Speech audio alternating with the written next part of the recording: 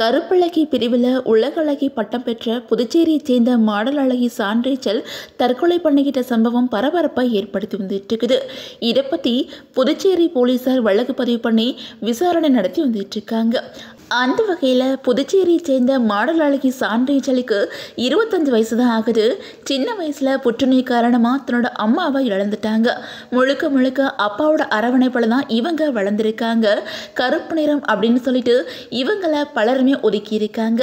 இந்த நிலையில் விடாமுயற்சியினால் miss Pondicherry 2020, 2021, miss dark queen Tamil Nadu 2019, miss best attitude 2019 அப்படின்னு சொல்லிட்டு பல டைட்டிலை வின் பண்ணியிருக்காங்க.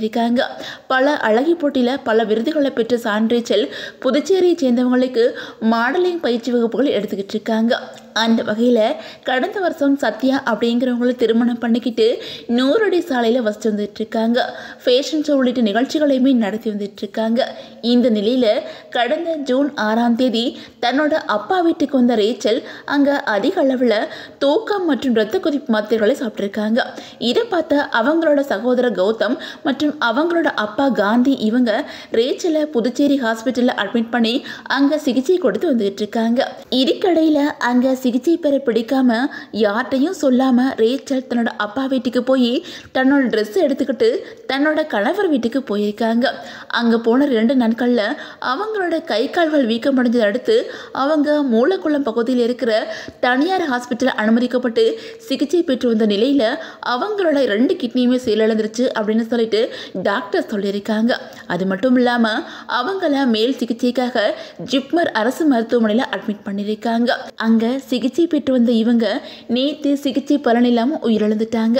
இதையடுத்து அவங்களோட உடல் கூறு ஆய்வுக்காக அரசு மருத்துவமனைக்கு அனுப்பி வச்சிருக்காங்க. இதை பற்றி ரேச்சலோட அப்பா காந்தி உருளையான்பேட்டை காவல் நிலையத்தில் கொடுத்த புகாரின் பேரில் போலீசார் வழக்கு பதிவு பண்ணி விசாரணை நடத்தி வந்துட்டு இருக்காங்க.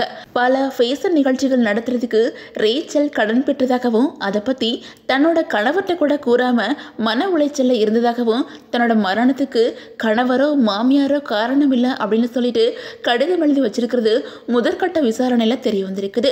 தொடர்ந்து அவங்க தற்கொலை பண்ணிக்கிட்டதுக்கு அவங்களுக்கும் அவங்களோட கணவருக்கும் ஏதாச்சும் பிரச்சனையா இல்லை வேறு ஏதாச்சும் காரணமா அப்படிங்கிற கோணத்தில் போலீசார் விசாரணை பண்ணி வந்துட்டு இருக்காங்க. அதே நேரம் மாடல் அழகி தற்கொலை பண்ணிக்கிட்டு உயிரிழந்த சம்பவம் சக மாடல் அழகிகள் இடையில சோகத்தை ஏற்படுத்தியிருக்குது.